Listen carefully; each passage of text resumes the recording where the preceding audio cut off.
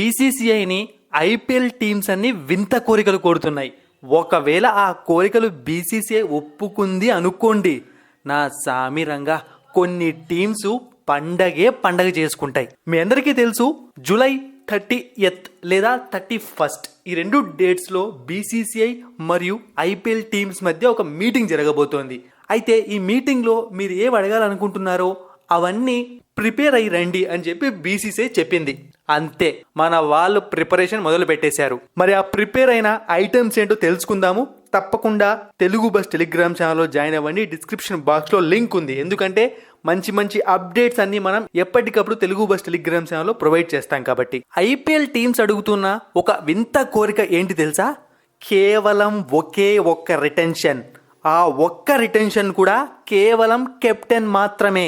And మిగతా retentions రూపంలో 7 RTMs కావాలని అడగాలనుకుంటున్నారు. అంటే మీకు అర్థమైందా ఏం చెప్పానో? ఒక కెప్టెన్ రిటైన్ అవుతాడు, ఇక 7 RTMs అంటే ఒక్కొక్క టీంకి 8 ప్లేయర్స్ పాత వాళ్ళని పెట్టుకునే అవకాశం ఉంటుంది. అయితే ఈ కోరికను ఎందుకు కోరుతున్నారు అంటే, RTMs ఎక్కువగా ఉండడం వల్ల ఏ ప్లేయర్ యొక్క మార్కెట్ ధర ఏంటి అనేది ప్రతి ఒక్కరికి తెలుస్తుంది. చిన్న వాళ్ళకు కూడా ఎక్కువ ప్రైస్ వస్తుంది, పెద్ద వాళ్ళకు కూడా తక్కువ ప్రైస్ వస్తుంది. అప్పుడు సరైన న్యాయం జరుగుతుంది అని ఒక ఫ్రాంచైజీ ఓనర్ చెప్పాడు. అతను ఎవరో కాదు, KKRకు చెందిన వెంకీ మైసూర్. ఒకవేళ ఈ రూల్ని బీసీసీఐ ఒప్పుకుందనుకోండి, పెద్ద టీమ్స్ అన్ని పండగ చేసుకుంటాయి. ముఖ్యంగా Chennai super Kings, Mumbai Indians, Kolkata night riders.